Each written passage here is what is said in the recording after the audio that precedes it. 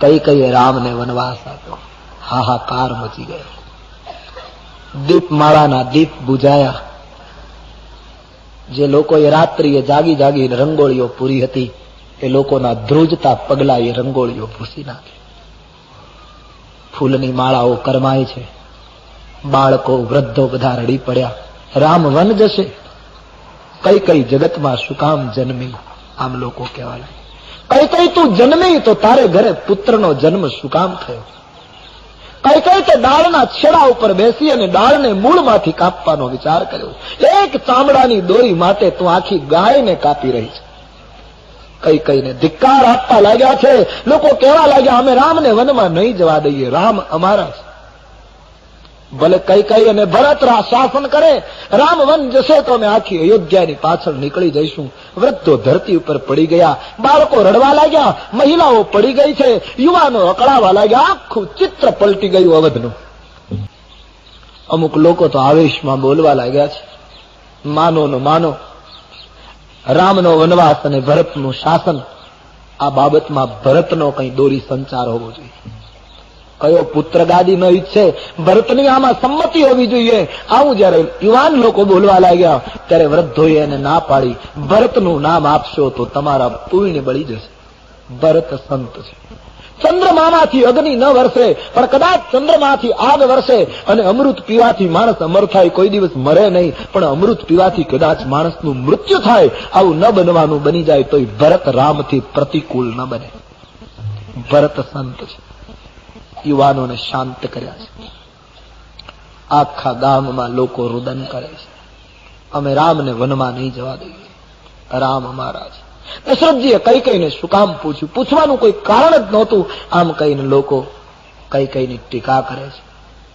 ગામના વડીલોએ ઋષિ પત્ની અને બ્રાહ્મણ સ્ત્રીઓને વિનંતી કરી, તમે કઈ કઈને જઈને સમજાવો. તમે રોજ એની સાથે સત્સંગ કરો છો, એને કહો રાણી તે શું કર્યું. ઋષિઓની સ્ત્રીઓ, બ્રાહ્મણની પત્નીઓ કઈ કઈના ભવનમાં ગઈ છે. કઈ કઈ સ્વાગત કર્યું ભાવ શૂન્ય. મહારાજ બેશુદ્ધ સુમંત એને સંભાળે છે. કઈ કઈને આવીને બ્રાહ્મણ પત્નીઓ કહેવા લાગી, હે કઈ કઈ ત્યાં શું કર્યું? તારું હૃદય નિષ્ઠુર બની ગયું હોય તો બારીમાંથી ડોક્યું કર. અયોધ્યાના બાળકો મસ્તક પછાડે. કઈ કઈ અવધને લૂંટ નહીં. કાલ જગત તને શું કહેશે? કઈ કઈ તારાથી ઓચિંતા બોલાઈ ગયું હોય રામ વનવાસ અને રઘુકુળની રાણી તરીકે વચન ફેરવી શકાતું ન હોય તો એક ત્રીજું વરદાન માંગ રાજવી પાસે, અને એમાં એમ માંગ કે રામ 14 વર્ષ વનમાં જાય પણ દૂર નહીં, વશિષ્ઠના આશ્રમમાં રોકાય, જેથી કરીને અવધને રામનું સામિપ્ય મળે. કઈ કઈ ત્રીજું વરદાન માંગી, યશનું પાત્ર બની જા, લોકો તને કીર્તિ આપશે. કઈ કઈ સૂર્ય વગરનો દિવસ નકામો, ચંદ્ર વગરની રહેન નકામી, પ્રાણ વગરનું શરીર નકામું, એમ કઈ કઈ રામ વગરની અવધ નકામી થઈ જશે. કઈ કઈએ કહ્યું, મેં અને મંથરાએ જે નિર્ણય કર્યો તે અંતિમ છે, સુધારાને કોઈ સ્થાન નથી, તમે જઈ શકો છો. અપમાન કર્યું છે. ઋષિ પત્નીઓ ધ્રુજી ગયા છે. તો કઈ કઈ તો તું પણ કાન ખોલીને સાંભળી લે, અમે તપસ્વી મહાત્માઓની સ્ત્રીઓ છીએ, અમારી ભવિષ્યવાણી સાંભળી લે. રામ જશે તો અયોધ્યામાં આટલું બનશે. શું? સાંભળી લે, જો રામ વન જશે તો સીતા કોઈ સંજોગોમાં અયોધ્યામાં નહીં રહે, અવધને સીતા ગુમાવવી પડશે. અને રામ અને સીતા બંને જશે તો લક્ષ્મણ કોઈ દિવસ નહીં રહે, લખન પણ જશે. અને કઈ કઈ એ ત્રણેય જશે તો તું એમ માને છે તારો ભરત ગાદી ઉપર બેસશે? ભરત ભેખ ધારણ કરીને નંદીગ્રામમાં કુટિયા બાંધશે. અને કઈ કઈ અમારે બોલવું ન જોઈએ, પણ બુભુક્ષિત કિમ ન કરોતિ પાપમ ક્ષીણા નરા નિષ્કરુણા ભવંતી. તો આજ અમને આ દુઃખમાં બોલાવે છે. જો રામ જશે તો સીતા જશે, બંને જશે તો લખન જશે, ત્રણેય ગયા તો ભરત ભેખ પહેરશે. અને કઈ કઈ જો આ ઘટના બની તો તારો કૌશલ્યા અને સુમિત્રાની માંગનો સિંદૂર ભૂસાશે, મહારાજનું મૃત્યુ થશે. કઈ કઈ નીચું જોઈ ગયા છે, કઈ બોલ્યા નહીં. બ્રાહ્મણ પત્નીઓએ જોયું, વ્યાધિ અસાધ્ય જાનિતિન ત્યાગી. આ રોગ અસાધ્ય છે, આને કોઈ ઔષધિ લાગુ નહીં પડે. તારું નસીબ તને મુબારક. આમ કહીને બ્રાહ્મણ પત્નીઓ નીકળી ગઈ. આખી અયોધ્યા રડે છે. સચિવના પુત્રની સાથે રામજી કૌશલ્યામાના ભવનમાં પ્રવેશ કરે. એક બાજુ રામજીને ભરતને ગાદી મળે છે, એનો આનંદ ક્યાંય સમાતો નથી, અને બીજી બાજુ એક ચિંતા કે હું બધાને સમજાવી શકું પણ મારી માતા કૌશલ્યાને કેમ સમજાવી શકું.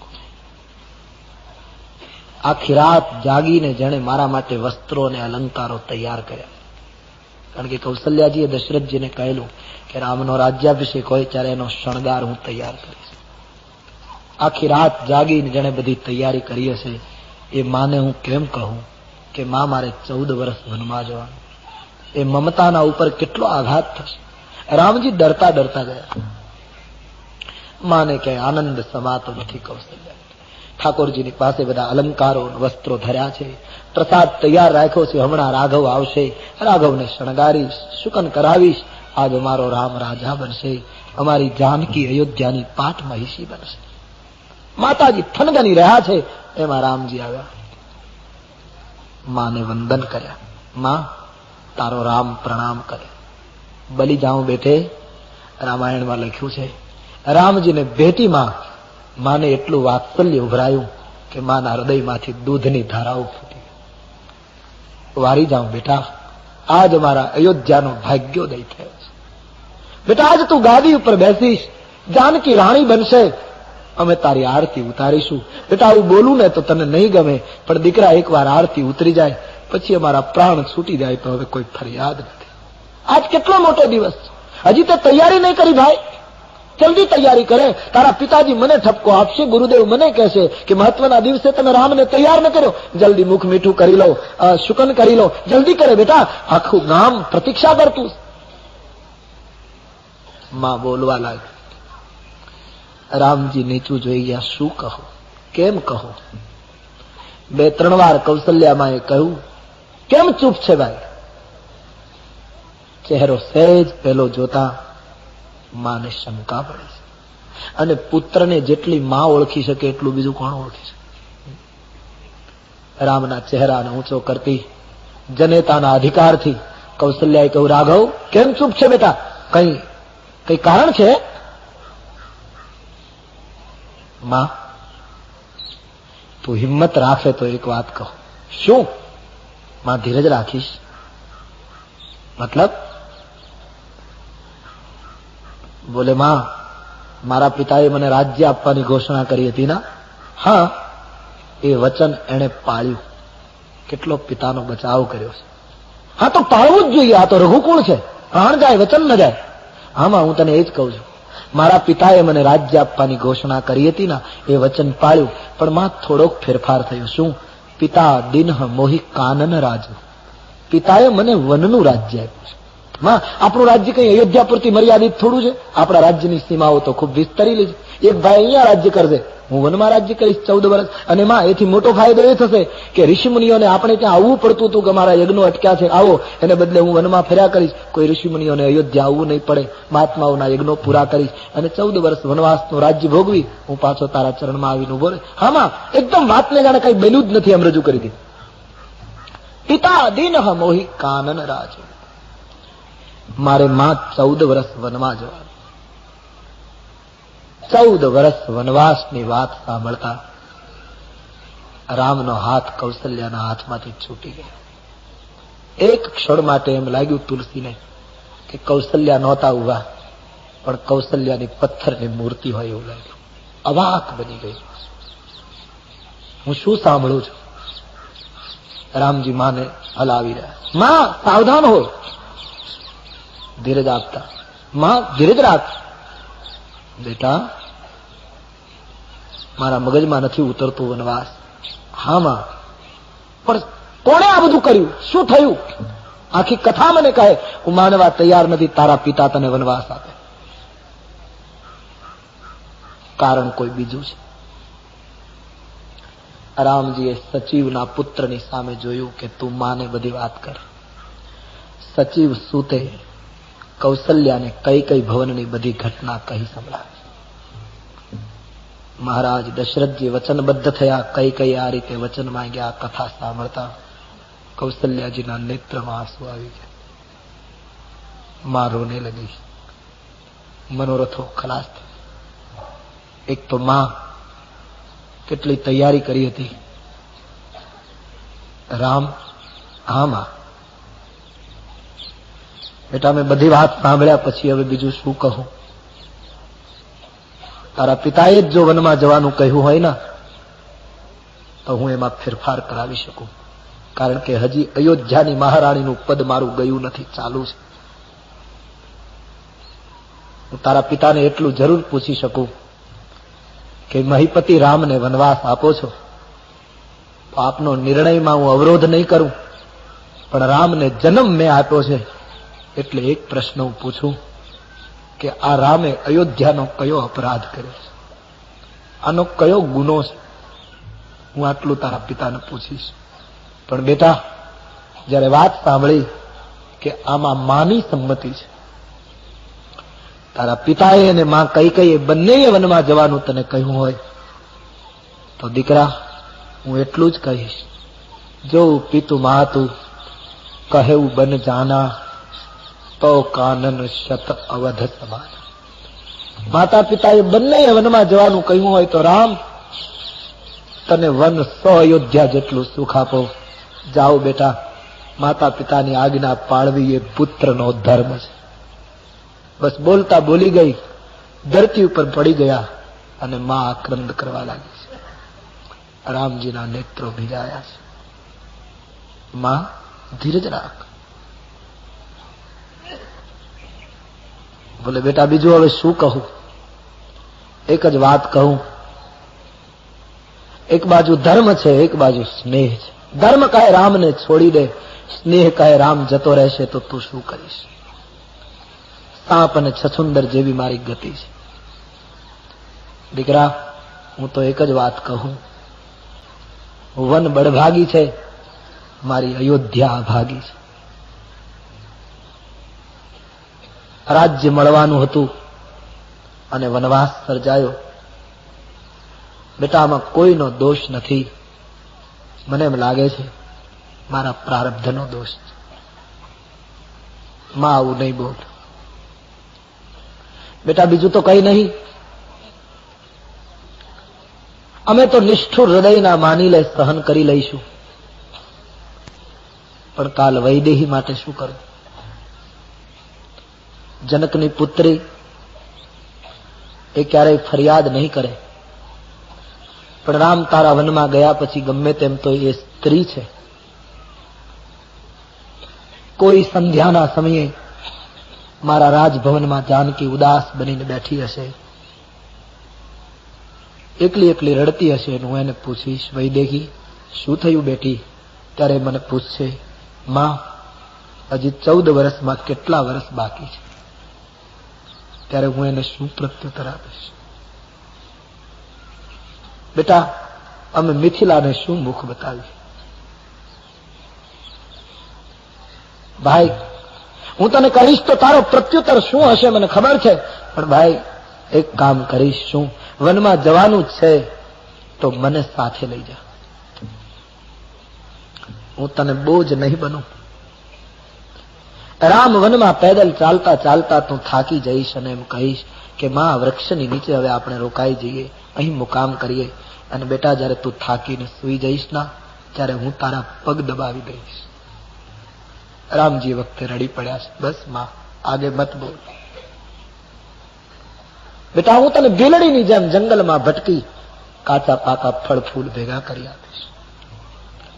જંગલના પથ્થરમાંથી પડતા એ વજનદાર પાણીને હું પહેલા પીશ અને પછી તને પીવડાવીશ. રામ હું સાથે આવું બેટા? માં આગ્રહ કરે. માં આવું ન બોલ. સેવા કરવાનો અધિકાર તો મારો છે. અત્યારે દૈવને કારણે એ મારો અધિકાર 14 વર્ષ માટે છીનવાય છે. આવું બોલીશ નહીં માં. કાલે 14 વર્ષ પૂરા થશે, હું પાછો આવીશ. 14 વર્ષ એ કઈ બહુ લાંબી અવધિ છે. રામ કહેવું સહેલું છે ભાઈ, પણ વિયોગ તો જે સહન કરે એને ખબર પડે. વિશ્વામિત્ર તને લઈ ગયા પછીના દિવસો અમે કેમ કાઢ્યા છે એ અમારું રાજકુટુંબ જાણે છે. 14 વર્ષ કેમ નીકળશે? માં રડી પડે છે. દરમિયાન સીતાજીને કોઈએ સમાચાર આપ્યા, તમારું સૌભાગ્ય વનમાં જઈ રહ્યું છે. જનકની પુત્રી દોડતા આવ્યા છે. એક નિર્ણય કરીને આવ્યા છે કે તનુ પ્રાણ કી કેવલ પ્રાણા. સીતાજી વિચાર કરે, કાં તો પ્રાણ અને શરીર બંને રામજીની સાથે વનમાં જશે અને કાં તો શરીર અયોધ્યામાં રહેશે અને પ્રાણ એની સાથે જશે. આ સિવાય મારા માટે કોઈ ત્રીજો વિકલ્પ નથી. મારા માટે શું નિર્ણય આવશે? ભગવાન શંકર પાર્વતીને કહે, દેવી સીતાજી માની પાસે આવી રડતા કૌશલ્યા મા પાસે વંદન કરી નતમસ્તકે ઉભા રહ્યા છે. બસ સીતાને જોતા જ કૌશલ્યાજી રડી પડ્યા. રાઘવને કહ્યું, બોલ રામ, આ સીતા માટે શું? કદાચ તું એમ કહે કે હું સીતાને સાથે લઈ જાઉં તો એ શક્ય નથી, કારણ કે સીતાને કેમ સાચવી એ અમારું મન જાણે. હું સીતાને મોકલી શકું નહીં. રામજીને એમ લાગ્યું કે સીતાજી ઘરે રહે એમાં બધાને આધાર મળે, એટલે સીતાજીને રામ સમજાવવા લાગ્યા. વૈદેહી, હા, આપને જાણકારી ન મળી હોય તો સુનિએ. પિતાની આજ્ઞા માનીને હું 14 વર્ષ વન જાઉં છું. પિતાજીની તબિયત બરાબર નથી, માં રડે છે. તમારી જવાબદારી વધે છે. બધાને સાચવજો, બધાની સંભાળ લેજો. અવધિ પૂરી થતા હું પાછો આવીશ. રાજકુમારી, તમારી ઉંમર વનને લાયક નથી. માન સરોવરના પવિત્ર જળમાં ઉછરેલી હંસણી ખારા સાગરના ખાબોચિયામાં જીવી શકે નહીં. વળી દેવી, સાસુ સસરાની સેવા કરવી એ તમારો ધર્મ છે. વળી આપ પેદલ જંગલમાં ચાલી શકો નહીં. ખુલ્લા પગે જંગલમાં ચાલવાનું કંટકો અને કાંકરા વાળો માર્ગ છે. વલકલ પહેરવાના, ફળફૂલ ખાવાના, ધરતી ઉપર સુવાનું. અને દેવી, ફળફૂલ પણ ઋતુ હોય ત્યારે મળે, કુઋતુમાં ન મળે. ઉપવાસ કરવો પડે. વજનદાર પાણીને તમે પચાવી ન શકો. અને વૈદેહી, રાક્ષસો જંગલમાં ફરતા હોય એ માનવીય સ્ત્રીઓના અપહરણ કરે છે, તમે સહન ન કરી શકો. તમારો સ્વભાવ ભીરું છે. દરેક રીતે ભામીની ઘરે રહે એમાં એની શોભા છે. તમે ઘરની શોભા છો, વનની નહીં. દેવી, મારા વાક્યો કઠોર લાગશે, પણ તમે ઘરે રહેશો તો બધાને ખૂબ આધાર થશે. મારી ચિંતા ઓછી થશે. દરેક રીતે રામજીએ સીતાજીને સમજાવવાની કોશિશ કરી તાકી સીતા ઘરે રહે. દેવી, આપને કંઈ કહેવું હોય તો કહો. એ વખતે સીતાજી બોલે છે, અમારે મહાત્માઓનો એવો મત છે કે સીતાજી જયારે રામજીની સામે વાત કરવા તૈયાર થયા ત્યારે પહેલા કૌશલ્યા માને પગે લાગ્યા છે. અને પગે વંદન કરતી વખતે રડી પડ્યા છે. કૌશલ્યાજીએ પૂછ્યું, બેટી? બોલે, હા માં. આર્યપુત્ર મને વનમાં સાથે લઈ જાય તો એમણે જે વનના દુઃખો ગણાવ્યા એ દુઃખો મારે ભોગવવા પડે એટલા માટે મને આંસુ નથી આવ્યા. અને આર્યપુત્ર મને ઘરે રાખીને જાય તો એનો વિરહ મારે સહન કરવો પડે એનુંય રડવું નથી આવ્યું. તો બેટી, માં સારું લગાડવા નથી કહેતી, આજ મને રડવું આવે છે એનું કારણ ત્રીજું. શું? માં, તમે ઉભા હો ત્યારે તમારી હાજરીમાં હું આર્યપુત્રની સાથે કોઈ દિવસ બોલું નહીં, પણ આજ તમારી ઉપસ્થિતિમાં મારે બોલવાનો સમય આવ્યો. માં, આજ રઘુકુળની મર્યાદા તૂટતી હોય તો મને માફ કરજો. તમારી ઉપસ્થિતિમાં હું આર્યપુત્રની સાથે વાત કરું એ મર્યાદાનું જો ઉલ્લંઘન હોય તો આ જનકની દીકરીને ક્ષમા આપજો. બસ સીતા રોને લગી. કેટલા સંસ્કારો આ દેશે નિભાયા છે. અને બસ સંસ્કારથી જ આપણે ઉજળા છીએ, સમજી લો. આ દેશમાં કપડા ફાટી જાય એનો વાંધો નથી, સંસ્કાર ન ફાટવા જોઈએ. રોટી ન મળે તો ચાલે, સંસ્કાર ન જવા જોઈએ. એ આ દેશ છે. વિવેકાનંદજી પહેલી વાર જયારે વિદેશની ભૂમિ ઉપર ઉતર્યા ત્યારે કોઈ રિસીવ કરનારું નહોતું. એ ભગવા કપડાવાળો ભારતનો મહાપુરુષ વિદેશની ભૂમિ ઉપર જયારે પગલા માંડતા, એકદમ આમ માથા ઉપર ફેંટો બાંધેલો, એ ભગવા કપડા, વિચિત્ર બધો વેશ. એક વિદેશી યુગલ પતિ પત્ની ચાલ્યા જતા હતા, એની બાજુથી વિવેકાનંદજી પસાર થઈ ગયા. તો પેલી વિદેશી યુવતી વિવેકાનંદજીનો આ લિબાસ જોઈને હસી પડી, વિવેકાનંદજીની મશ્કરી કરી અને પોતાના પતિને કહ્યું કે જોયું, જેન્ટલમેન જાય છે, સદગ્રહસ્થ જઈ આવી મશ્કરી કરી. વિવેકાનંદજીના કાન, ભારતીય કાન સાંભળી ગયા કે ઓહ, આ બહેને મારી મશ્કરી કરી. એકદમ ઉભા રહી ગયા.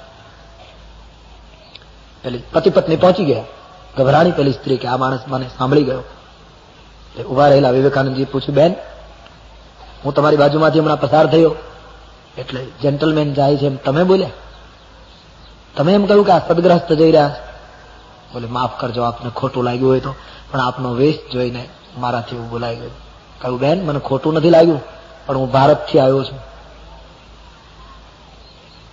ભારતનો સાધુ છું, મારે સ્પષ્ટતા કરવી જોઈએ, એટલા માટે હું શું કે ખોટું ન લાગે તો કહું, બેન, શું તારા દેશમાં જેન્ટલમેન દરજીઓ દ્વારા નિર્માણ થાય છે? કોટ સીવી આપે, પેન્ટ સીવી આપે અને આખો ડ્રેસ પહેરે એટલે જેન્ટલમેન. તારા દેશમાં જેન્ટલમેનનું સર્જન દરજીઓ કરે છે અને મારા ભારતમાં સદગ્રહસ્તો સંસ્કારથી નિર્માણ થાય. મારે આટલી ચોખવટ કરવી. તારે ત્યાં કપડાથી સદગ્રહસ્તો ઉભા થાય, અમારે ત્યાં તો માં સંસ્કારોથી સદગ્રહસ્ત થાય મળે. શબ્દ સાંભળતા પતિ પત્ની પ્રભાવિત થયા છે. વિવેકાનંદજીને પગે લાગી, વિવેકાનંદજીને ઘરે લઈ ગયા. સંસ્કારોથી આ દેશ મહાન. આજ રઘુકુળની મર્યાદા તૂટતી હોય તો માં મને માફ કરજે. સીતાજી રડી પડ્યા. બોલ બેટી, હું તને કહું છું, બોલ. રામજીની સામે ઉભા રહી સીતાજી કહે, ભગવાન, નિર્ણય મારે ન કરવાનો હોય, નિર્ણય તો આપે આપવાનો. કન્યાને એના માતા પિતા એના પતિના હાથમાં પુત્રીને સોંપી દે, પછી તો મહારાજ અમે પરતંત્ર થઈ જઈએ છીએ. અને છતાંય જયારે આપે કહ્યું ત્યારે દલીલો કરવા ખાતર નહીં, પણ મહારાજ હું આપને કહી શકું શું? આપે હમણાં એમ કહ્યું કે તમારી ઉંમર વનને લાયક નથી, તો આર્યપુત્ર હું આપને પૂછી શકું, આપની ઉંમર વનવાસને લાયક છે? આપે એમ કહ્યું કે જંગલમાં કુશકંટક વાળા માર્ગ ઉપર પેદલ ચાલવું પડે, મહારાજ આપ ખુલ્લા પગે ચાલી શકો તો હું ન ચાલી શકું? તમારા પગલે પગલે 4 મંગલ ફેરા ફરી, એનો અર્થ એ નથી પ્રભુ કે સુખ અને દુઃખ ગમે તે રાહ હોય, પતિને પગલે પગલે પત્નીએ ચાલવું. અને મહારાજ આપને પગલે ચાલે એને કોઈ દિવસ કંટક લાગે? રામને ચરણે ચાલે એને કોઈ દિવસ કાંટો વાગે? આપે એમ કહ્યું કે કંદમૂળ ફળ ખાવાના, મહારાજ આપ બધું કરી શકો, હું ન કરી શકું? વળી તમે એમ કહ્યું રાક્ષસો સ્ત્રીઓના અપહરણ કરે, મહારાજ આપની ઉપસ્થિતિ હોય, કોની તાકાત છે જનકની પુત્રીની સામે જોઈ શકે? મને મારા સૌભાગ્યનું ગૌરવ છે. એમ છતાંય આપ એમ કહેશો કે ઘરે રહો, તો ઘરે રહીશ. સીતાજી બહુ સુંદર બોલ્યા છે. સીતાજી કહ્યું, મહારાજ, પણ એક વાતનું મને દુઃખ છે. શું? હું ઘરે રહું અને તમે વન જાઓ તો લોકો કદાચ મારી ટીકા પણ કરશે કે સીતા પતિવ્રતા નહોતા, એને પતિને સુખમાં જ સાથ આપ્યો, દુઃખમાં નહીં. અને મારી ટીકા કરે એનો મને ભય નથી. બહુ સુંદર બોલી. મને લોકો પતિવ્રતા ન કહે એની મને પરવા નથી, આપની આજ્ઞા માનીને હું ઘરે રહું. પણ મને એક ચિંતા છે. શું? ભવિષ્યના ભારતની. મતલબ મહારાજ મને બીક એ છે કે મારો દાખલો લઈને ભવિષ્યની સ્ત્રીઓ એમ આચરતી થશે કે પતિને સુખમાં જ મદદ કરાય, દુઃખમાં ન કરાય, તો આ ખોટા ધર્મની આચાર્યા કાલ હું ગણાવીશ. અને આપણા દેશમાં સમાજની શ્રદ્ધા તૂટી ન જાય એટલા માટે મહાપુરુષોએ સહન કર્યું. અર્જુને કહ્યું ને કે આ કુળને મારવું મારા માટે એક 5 મિનિટની વાત, હમણાં બધાને ખલાસ કરી નાખું ભગવાન, પણ મને બીક એ છે કે કુલક્ષયે પ્રણશ્યંતિ કુલધર્મા સનાતના. આ કુળ ખલાસ થાય તો કુળ ધર્મ નાશ પામે, કુળ ધર્મ નાશ પામે તો અધર્મ વ્યાપે, અધર્મ વ્યાપે તો સ્ત્રીઓ ઉપર એની વધારે અસર થાય, અને જો સ્ત્રીઓ અધાર્મિક બને તો પ્રજા વર્ણશંકરી બને, અને વર્ણશંકરી પ્રજાનો કરતા કાલ અર્જુન ગણાય. કુલક સ્ત્રીષુ દૃષ્ટાસુ વાર્ષ્ણેય જાયતે વર્ણશંકર. અને કાલ દુનિયા કહેશે કે આ વર્ણશંકરી સમાજનો કરતા અર્જુન હતો. આનું મને દુઃખ છે. સીતા કહે કાલ ભવિષ્યની સ્ત્રીઓ પાતિવ્રત્ય છોડી દે અને દુનિયા મારો દાખલો આપશે અને મારે પગલે પગલે ચાલશે તો જગત ભ્રષ્ટ થશે પ્રભુ. અને ત્રીજી વાત, હું આપની પત્ની હોઉં તો તમે મને છોડી શકો છો, પણ મહારાજ દુનિયાની દ્રષ્ટિએ હું પત્ની છું, પણ પ્રભુ હું તો માનું છું હું આપની પત્ની નથી, હું તો આપનો પડછાયો છું. અને મહારાજ પડછાયાને જો જુદો પાડીને જઈ શકાતું હોય તો આપ મને અવધમાં મૂકીને જઈ શકો. વિશેષ તો શું કહું મહારાજ, છતાંય તમે એમ કહેશો કે નહીં તમારે ઘરે જ રહેવાનું, તો મારે છેલ્લું એટલું જ કહેવાનું, આપને જો પૂર્ણ ભરોસો હોય કે તમારી સીતા તમારા વિયોગમાં 14 વર્ષ સુધી જીવી શકશે, આવી ખાતરી હોય તો મને અવધમાં રાખો, નહીતર સાથે લઈ લો. ચરણ દબાવીશ, કોઈ દિવસ ફરિયાદ નહીં કરું, સુખને યાદ નહીં કરું. જંગલની કુટિયાને સુરસદન માનીશ, કંદમૂલ ફળને રાજભોગ માનીશ. ભીલો અને ભીલ કન્યાઓને મારા કુટુંબના સદસ્યો માનીને પ્રભુ હું ભીલ સાથે ભળી જઈશ. ઋષિ પત્નીઓને અને ઋષિઓને માતા પિતા માનીશ. મહારાજ મને સાથે લઈ લો, હું અવધમાં કેમ રહી શકું? સીતાજી રડી પડ્યા છે. રામજીને થયું સીતાજી કદાચ પ્રાણ છોડી દેશે, એટલે ભગવાને કહ્યું વૈદેહી સાદા કપડા પહેરી અને મારી સાથે આવવાની તૈયારી કરો. વૈદેહીને મંજૂરી મળે છે. કૌશલ્યા આ ઘટના જોઈ રહ્યા છે. અહીં રામજી કૌશલ્યામાને આશ્વાસન આપવા લાગ્યા, એમાં લક્ષ્મણજીને સમાચાર મળ્યા સુમિત્રાનંદન વીર પુરુષ દોડતો આવે છે, અકળાઈ ગયો છે, નેત્રો લાલ બની ગયા છે. મને રામજી શું કહે છે? બચપણથી સાથે રાખ્યો છે, આજે ઘરે મૂકીને જશે તો હું શું કરીશ? પત્ની, પરિવાર, સંપત્તિ તણખલાની માફક છોડીને આ પુરુષ આવ્યો, માને રામજીને પગે લાગી અને ઉભા છે પરમ વૈરાગીની જેમ. લખન, હા, પિતાની આજ્ઞા લઈને હું વન જઈ રહ્યો છું, સીતા સાથે આવે છે, બધાની જવાબદારી તારા ઉપર છે, 2 ભાઈઓ વિદેશમાં છે, તું બધાને સંભાળજે. માતા પિતાની સેવા કરવી લક્ષ્મણ એ પુત્ર ધર્મ છે. નીતિ અને ધર્મનો બોધ આપો લક્ષ્મણ, તું ઘરે રહે. લક્ષ્મણજીને ઘરે રહેવાની સૂચના આપી. લક્ષ્મણજી કાંપે છે. તારે કંઈ કહેવું છે? બોલે હા મહારાજ, પહેલી વાત તો એ કે નીતિ અને ધર્મનો ઉપદેશ એને અપાય જેને આ લોકમાં કીર્તિ જોઈતી હોય અને પરલોકમાં મુક્તિ જોઈતી હોય. મારે આ લોકમાં કીર્તિ પણ નથી જોઈતી અને પરલોકમાં મુક્તિ પણ નથી જોઈતી. અને મહારાજ, મોટો ભાઈ 25 વર્ષનો હોય અને નાનો ભાઈ 20 વર્ષનો હોય, અને મોટા ભાઈના મસ્તક ઉપર 1 મણનો વજન હોય અને નાનો ભાઈ 20 વર્ષનો હોય, તો મોટો ભાઈ કદાચ 1 મણનો વજન નાના ભાઈના માથા ઉપર મૂકે તો એ ન્યાયી ગણાય. પણ મોટો ભાઈ 25 વર્ષનો અને નાનો ભાઈ 5 વર્ષનો હોય અને મોટો ભાઈ 1 મણનો વજન એ 5 વર્ષના બાળક ઉપર મૂકે તો એ અન્યાય ગણાય. મહારાજ, હું તો આપનું બાળક છું, આટલા મોટા રાજ્યની જવાબદારીનો વજન મારા ઉપર ન મુકાય. અને બીજું, કૌશલ્યામાની હાજરીમાં બોલું, માને કદાચ ખોટું લાગશે, પણ માં હું તો પુત્ર છું, કુપુત્રો જાયેત ક્વચિદપી કુમાતા ન ભવતી. એ ન્યાય કૌશલ્યામાં મને માફ કરજે.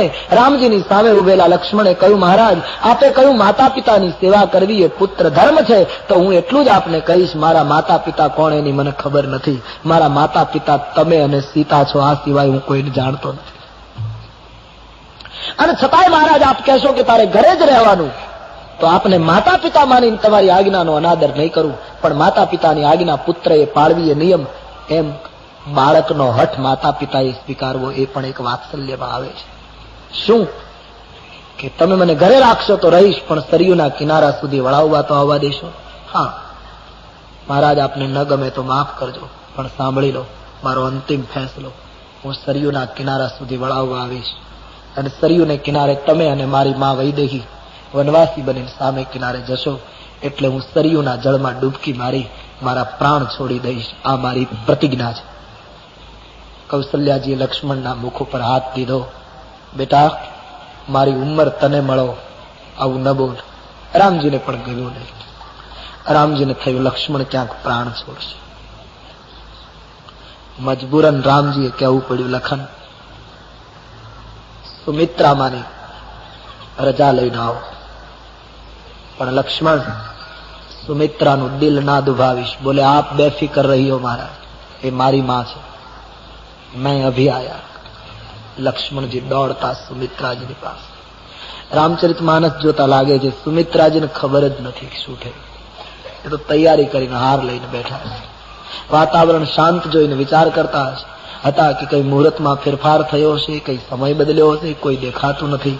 એમાં લક્ષ્મણજી આવ્યા, પગે લાગ્યા. લખન બેટા, રાજ્યાભિષેકનો સમય કઈ ફર્યો છે, કેમ કોઈ દેખાતું નથી? તારી માં, તું સાવ ભોળી છે. મતલબ, માં તને કઈ ખબર નથી?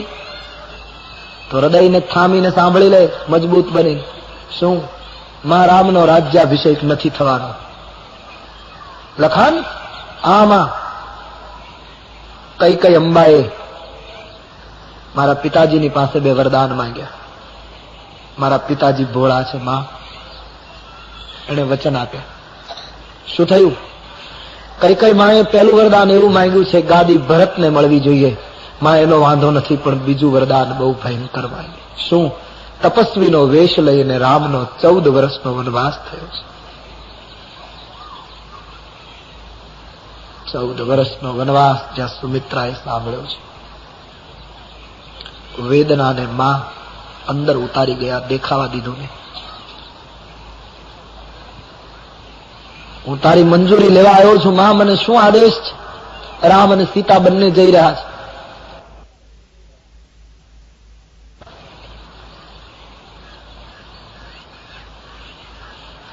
સુમિત્રાજીએ કહ્યું, લક્ષ્મણ, હા, એક વાત સાંભળી લે. મારું દૂધ પીધું હોય અને મારો પુત્ર હો ને, તો આજે કઈ કઈ માને દોષ આપ્યો એ આપ્યો. હવે પછી જીવનમાં કોઈ દિવસ કોઈને દોષ આપીશ નહીં. એક એક પાત્ર કેટલું ઊંચું છે તમે જુઓ. માં, હા બેટા, રામ વનમાં જાય એમાં કઈ કઈ માનો દોષ નથી. રામ વનમાં જાય એનું કારણ તું છો. આક્ષેપ કર્યો લક્ષ્મણ. હું કારણ છું? મારે લીધે જો વનમાં જવાનું થતું હોય તો મારો પ્રાણ આપી દઉં.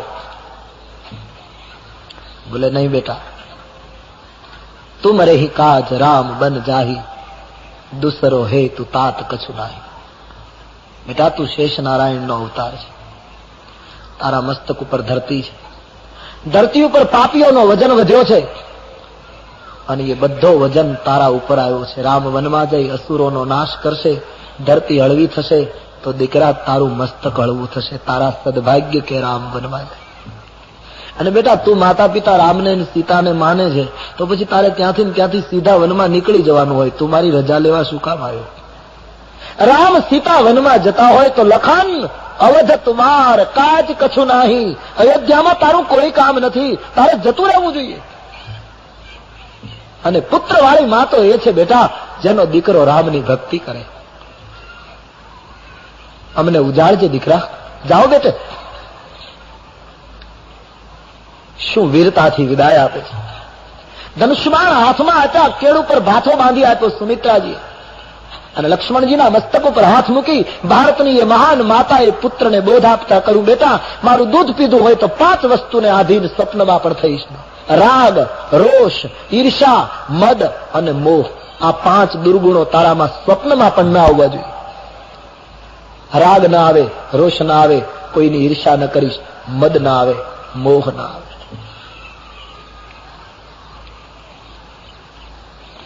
સ્વપ્નમાં પણ આ દુર્ગુણ તારા માનસમાં ના આવવા જોઈએ. લક્ષ્મણજી ધ્રુજી ગયા છે.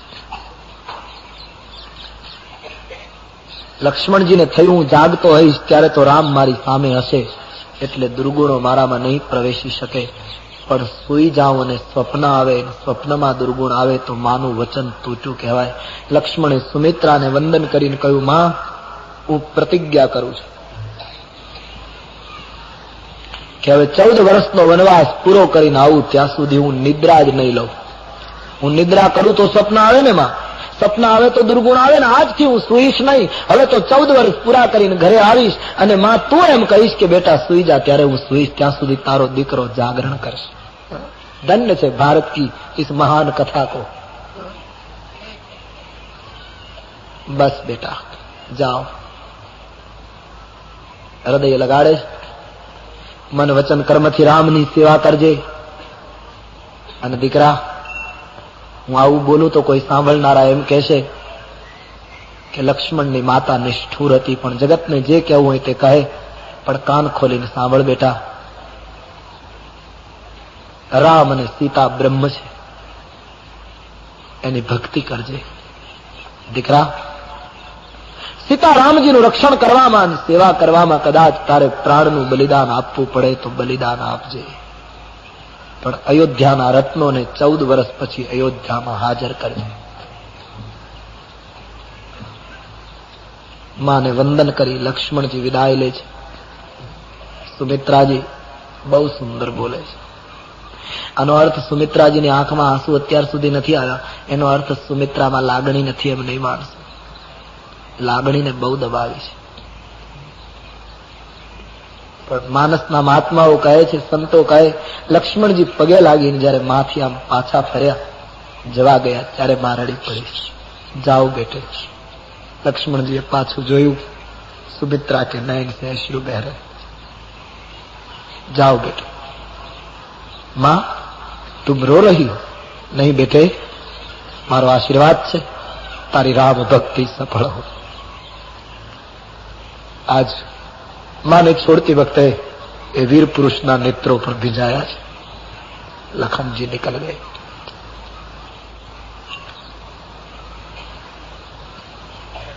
સીધા કૌશલ્યામાં પાસે આવ્યા છે. આમથી સીતાજી આવી ગયા. ત્રણેય જણ તૈયાર છે. માં કૌશલ્યાની દુનિયા લૂંટાતી દેખાય. માતા રડી પડે છે. રામજી, લક્ષ્મણ અને સીતા ત્રણેય માતાને વંદન કરે છે. કૌશલ્યામાં એક ક્ષણ માટે બેશુદ્ધ થઈ ગયા છે. રાઘવ, મને ભૂલી ન જઈશ બેટા. સીતે, સંભાળીને રહેજો દીકરા. અને લક્ષ્મણ જયારે પગે લાગ્યો ત્યારે કૌશલ્યાએ કહ્યું, લખન, બંનેનું ધ્યાન રાખજે. લક્ષ્મણજીએ કૌશલ્યા માને કહ્યું, માં, મારા શરીરમાં પ્રાણ હશે ત્યાં સુધી હું સેવા કરીશ. જાઓ બેટે. વિધાતા તમારો માર્ગ મંગલમય કરો. માં રડતી પડી ગઈ છે. ત્રણેય જણ રાજભવનમાંથી નીકળી ચૂક્યા છે. કઈ ભવનમાં પહોંચ્યા છે. દશરથજીએ નેત્રો ખોલ્યા અને ત્રણેયને જોતા રડી પડ્યા છે. રામ, સીતા પણ આવે છે? બોલે, હા પિતાજી. દશરથજી સીતાજીને આગ્રહ કરે. સીતાએ વંદન કર્યા. પિતાજી. બોલે, બેટી, બધા ન જાઓ, અમારા ઉપર થોડી દયા કરો. આમ દશરથજી બોલ્યા, જાનકી, તને રામના વગર અયોધ્યામાં નહીં ગમે ના બેટી, તો હું તને જનકપુર મૂકવા આવીશ. હું રથ ચલાવીશ અને તારા વિવેકી પિતાની સાથે થોડું રહીશ ને તો મને વિયોગ સહન કરવાની શક્તિ મળશે. અને તું એમ કહીશ, બાપુજી, હવે જનકપુરથી પાછી મને અયોધ્યા લઈ જાઓ, તો હું તને પાછી અવધ લઈ આવીશ. બેટા, તું અમને છોડી ન જા. દીકરી, આટલી મોટી સજા અમને ન મળવી જોઈએ. દશરથજીને બહુ દુઃખ થયું છે. બેટી, વનમાં જવાનો સમય મારો હતો. આ કોમળ અવસ્થામાં હું તમારો વનવાસ કેમ સહન કરીશ? सबके नयन बरसने लगे थे.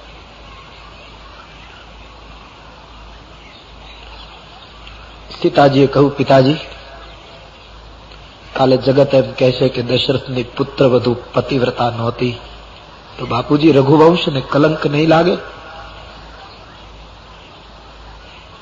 હું કાલે પાછી આવીશ, 14 વર્ષ કાલે પૂરા થશે પિતાજી. રામજીની સામે જોઈ દશરથજીએ એક પ્રશ્ન પૂછ્યો છે. રામ, મેં વશિષ્ઠજીની પાસેથી સાંભળ્યું છે કે કર્મ કરે એ ભોગવે, પણ આજ તો કંઈક જુદું લાગે છે. ઓર કરે અપરાધ કોઈ, ઓર પાવ ફલ કોઈ. રામ, આજ એટલું જ કહેવું જોઈએ કે અતિ વિચિત્ર ભગવંત ગતિ. ઈશ્વરની ગતિ બેટા બહુ વિચિત્ર છે. ત્રણેય જણ પિતાજીને પ્રણામ કરે છે. મહારાજ બે શુદ્ધ થઈ ગયા છે. સુમંતજી રડી પડ્યા. કઈ કઈ મુનિના વસ્ત્રો લાવીને હાજર કર્યા. રામજીને કહ્યું એ મુનિના વસ્ત્રો પહેરી લો, અને ભગવાન રામજીએ મુનિના વસ્ત્રો પરિધાન કર્યા છે. લક્ષ્મણજી, સીતા તૈયાર થઈ.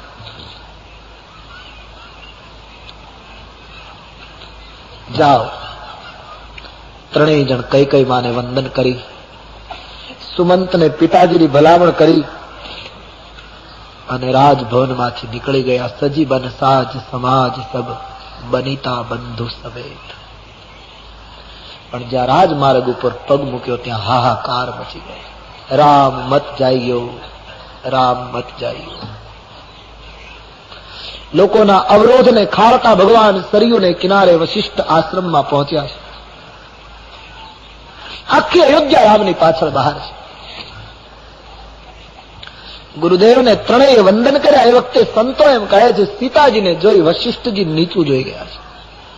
વશિષ્ઠજીને એમ થયું કે જેના લગ્નમાં મંગલાષ્ટક હું બોલ્યો એ પુત્ર વધુને આવી દશા, આવા દુઃખો. રામજી વશિષ્ઠજીને કહે, બાપજી, બ્રાહ્મણોને વર્ષાસન બાંધી આપજો.